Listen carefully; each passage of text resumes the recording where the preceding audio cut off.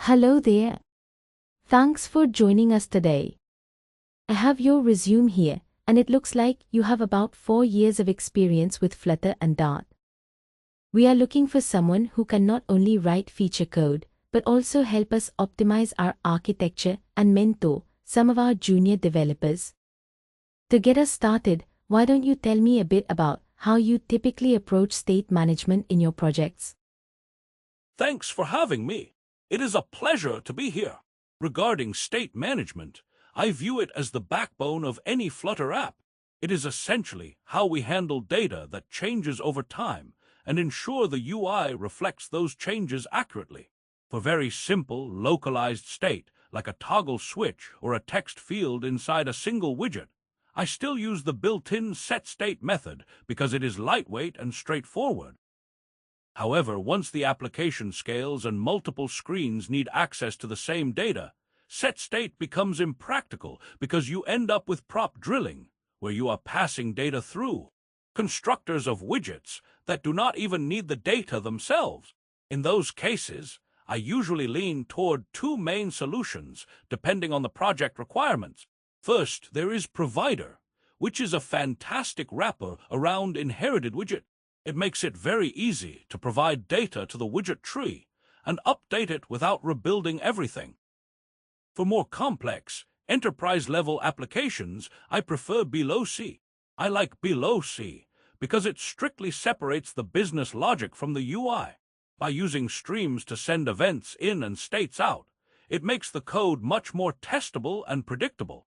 It allows the UI to simply react to state changes, which is critical when you have a large team working on the same code base. That makes sense. You mentioned inherited widget in your explanation of Provider. For the benefit of the team, could you dive deeper into what inherited widget actually is and describe a specific scenario where using it directly or through a wrapper would be beneficial? Absolutely. Inherited widget is a special kind of widget designed specifically to pass data down the widget tree without the need to manually pass that data through every single constructor of every child widget. In Flutter, the natural flow of data is downwards from parent to child. But as I mentioned, if a widget deep in the tree needs a specific piece of information, passing it through 5 or 6 layers of intermediate widgets is a maintenance nightmare. Inherited widget solves this by allowing any descendant widget to look up the tree and grab a reference to the data it needs directly using the context. A great scenario for this would be a theme or a localization setup. For instance, if your app needs to change the primary color or the language based on a user setting, you wouldn't want to pass the theme object to every single button, text, and container in the app. By wrapping the entire app in an inherited widget containing the theme data, any widget anywhere in the tree can simply call the context to find the current theme. When the data inside that inherited widget changes and the widget rebuilds, all the descendant widgets that are listening to it will automatically rebuild to reflect that new state. Right, it essentially creates a shortcut for data access. Now, moving over to the language side, let's talk about Dart. We have a lot of legacy code from before null safety was the standard. Can you discuss the importance of Dart's type safety system, and specifically how null safety addresses common pitfalls? Type safety is fundamental because it ensures that a variable can only hold values of the type it was declared with. This prevents the app from crashing due to unexpected data types at runtime, which is a huge win for stability. Null safety, which was a massive addition to Dart, takes this a step further by forcing us as developers to explicitly state whether a variable can be null or not. Before null safety, one of the most frequent causes of mobile app crashes was the dreaded null pointer exception. This happens when a program tries to access a property or a method on a variable that is actually empty or null. By implementing sound null safety, the Dart compiler can catch these potential issues during the development phase. If a variable is declared as non-nullable, the compiler simply won't let you assign null to it or call a method on it without first checking if it exists. This shifts the failure from the user's device during runtime to the developer's machine during compilation, which is exactly where you want it to be. Definitely. It saves a lot of firefighting in production. While we are on the topic of Dart, I've seen a lot of new patterns emerging. What are Dart extensions, and how do you use them to improve the readability of your code? I really enjoy using extensions. Essentially, Dart extensions allow you to add new functionality to existing classes without needing to inherit from them or modify the original source code. This is incredibly powerful when you are working with built-in types like string or date-time, or even classes from third-party libraries that you cannot edit. In terms of readability, they allow you to move complex logic or repetitive calculations into a descriptive method name that feels like it belongs naturally to the object. For example, instead of creating a helper class called string_utils with a static method like getFormattedDate and passing a string into it every time, I can create an extension on the string class. Then, I can just call the method directly on the string object. It makes the code read more like a natural sentence, which is much more intuitive for other developers to follow and reduces the boilerplate code cluttering the UI logic. I agree, it makes the code much cleaner. Let's pivot to some architectural challenges. Imagine we are building a feature that requires the app to read camera input and process it in real time, perhaps for some kind of image recognition. Which packages would you use, and what are the critical architectural considerations here? That is a computationally heavy task. To start, I would use the camera package to get the image stream. For the actual processing, depending on the requirement, I would look at Google ML Kit or T-Flight Flutter for the analysis. But the real challenge here isn't the package choice. It is the architecture to avoid UI jank. Processing image frames in real time is very expensive. If you do this on the main isolate, you will freeze the UI thread, and the app will feel completely unresponsive. The most critical consideration is offloading the image analysis to a separate isolate. I would use Flutter's compute function for simple tasks, but for a continuous stream, I would implement a long-lived worker isolate. Another point is stream management. A camera can produce frames faster than a processor can analyze them. If you try to process every single frame, you will create a memory backlog that will eventually lead to the app crashing. I would implement a frame-skipping strategy where the processor only grabs the next frame once it has finished analyzing the previous one. This ensures a smooth UI and stable memory usage. Speaking of data and memory, let's talk about data sourcing.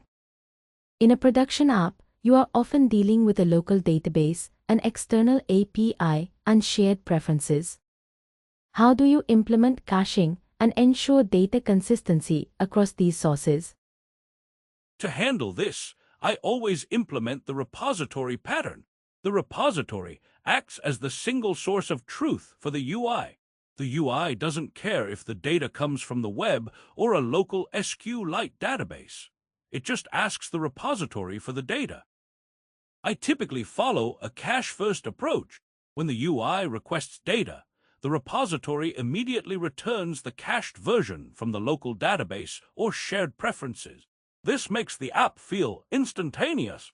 Simultaneously, the repository triggers a network request to fetch the latest data from the API. Once that response arrives, I update the local database and then push those changes up to the UI. To ensure consistency and prevent stale data, I use synchronization strategies, such as timestamps or version numbers. If the local data is too old, the app can prioritize the network call. If the API call fails, the app continues to show the cached data with a warning or a toast message, which ensures the app remains functional even when the user is offline. That's a solid approach. Now let's get into some of the more technical, under-the-hood aspects of the framework. Could you explain what build context actually represents in Flutter? Build context is essentially a handle or a pointer to a widget's position within the overall widget tree. Since Flutter builds the UI as a nested tree of widgets, every widget needs a way to know where it sits relative to its parents and children. The build context provides this location information. It allows a widget to look up the tree to find data from its parents, such as the current theme via theme of context or the screen size via media query of context. It is also how we interact with the navigation controller.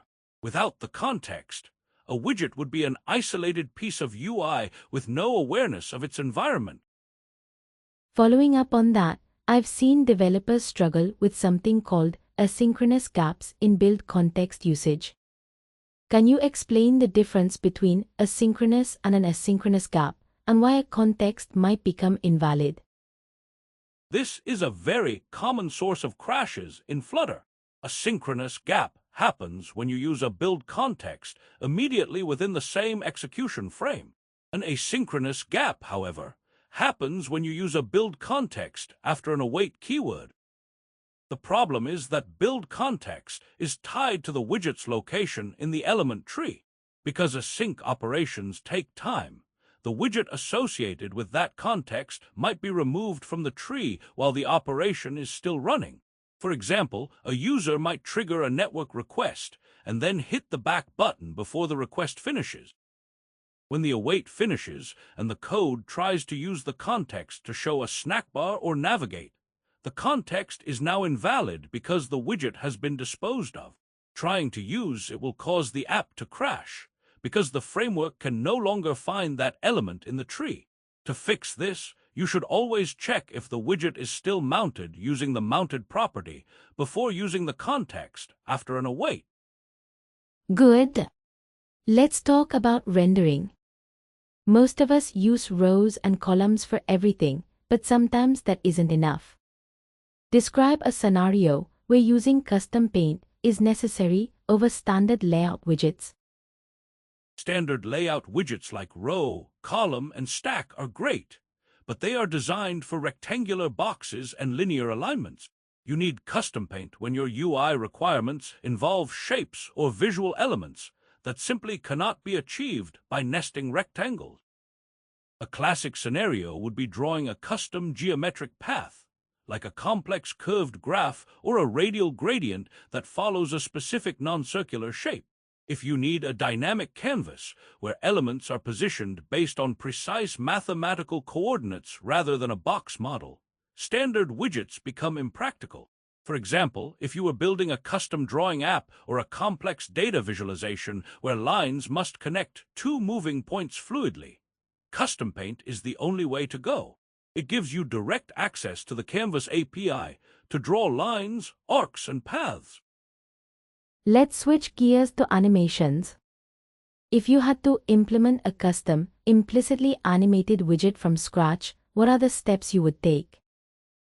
To build a custom implicitly animated widget, I would start by creating a stateful widget that takes a value as a property, like a double for size or a color. Inside the state class, I would define a tween to handle the transition between the start and end points and an animation controller to manage the timing. The most critical part of this process is overriding the didUpdate widget method. This is where the magic happens. In this method, I compare the previous value of the property with the new value. If they are different, I tell the animation controller to forward or reverse to transition the value smoothly over a specified duration. Finally, I would wrap the child widget in an animated builder or a similar listener. This ensures that the widget rebuilds every time the animation value changes, creating a smooth transition for the user without them having to manually manage the animation controller in the parent widget. That's a very clear explanation. Now let's talk about Dart language features. What are mixins and how do they differ from standard inheritance? Mixins are a way to reuse a class's code in multiple other classes without using traditional inheritance. In Dart, we have single inheritance, meaning a class can only extend one other class. Mixins allow us to plug in a set of functions or properties from another class, without that being the primary parent. You apply a mixin using the with keyword instead of extends. This is incredibly useful when you have different classes that need the same behavior, but don't share the same parent class. For example, if I have a mixin for a specific type of logging or a specific validation logic, I can apply that mixin to both a user profile class and a product settings class, even though those two classes are completely different in the hierarchy. I see. Let's go back to layout for a moment. For someone starting out, the difference between main axis alignment and cross-axis alignment can be confusing. How do you explain these concepts, specifically in the context of row and column? I usually explain it by defining the primary axis first. In a row, the main axis is horizontal. In a column, the main axis is vertical. The main axis alignment essentially controls how the children are placed along that primary direction. So in a row, it's about moving things left, right, or centering them horizontally. The cross-axis is always perpendicular to the main axis. So in a row, the cross-axis is vertical. In a column, the cross-axis is horizontal. The cross-axis alignment then controls how the children are aligned across that opposite direction. For a column, the cross-axis alignment would determine if the children are centered, stretched, or aligned to the start or end horizontally. Perfect. Now I want to dive into the threading model. Flutter claims to be single-threaded, but we know it interacts with the OS. Can you explain the relationship between the platform thread, the UI thread, and the I/O thread? That is a great question. Flutter uses a single-threaded model based on an event loop, and most of the actual app logic runs on the UI thread. This thread is responsible for building the widget tree, running animations, and handling user input. But because Flutter needs to talk to the native OS, it relies on the platform thread. This is the main thread of the host OS, like Android or iOS. This thread handles system-level events, such as lifecycle changes or the execution of native plugins. Since any long-running task on the UI thread would freeze the app and cause jank, Flutter uses isolates for heavy I/O or computation. An isolate is like a separate thread, but with a very important distinction. It has its own private memory. It does not share data with the main UI thread, which prevents race conditions. Communication happens via asynchronous messages. The UI thread and platform thread communicate using platform channels, which use a binary messenger to pass data. To talk to an isolate, Flutter uses port-based communication. This ensures the UI thread remains responsive, while the heavy lifting happens in the background. That's a very comprehensive answer. Let's talk about visual stability. What is the concept of key animation, and how does Flutter handle transitions when the underlying widget state changes? Key animation is all about the framework's ability to maintain the identity of a widget as it moves or changes in the widget tree. Flutter uses keys to uniquely identify widgets. When a widget is moved or replaced, Flutter compares the keys of the old tree and the new tree. If two widgets have the same key, Flutter treats them as the same logical entity. This is what allows us to preserve state and apply smooth animations, such as hero transitions or effects using an animated switcher. Without keys, Flutter relies on the widget type and its position. This can lead to the wrong state being preserved, or you might see abrupt visual jumps where a widget just disappears and reappears instead of sliding or fading. By using keys, we tell Flutter exactly which widget is which, enabling smooth interpolation and visual continuity. Speaking of things going wrong, let's talk about error handling. If you encounter an unhandled exception inside a widget build method, what is the best practice for a graceful recovery? This is a tricky one, because you cannot simply wrap the build method in a try-catch block. The build method is called by the framework, and if it throws an exception, the framework catches it and shows the red screen of death. The best practice for a graceful recovery is to use an error widget builder. This allows you to provide a custom fallback UI, like a friendly error message or a reload button, instead of showing the technical crash screen. For more granular control, I would use a wrapper widget that catches errors in its children. Additionally, I always implement a global error handler using Flutter error on error.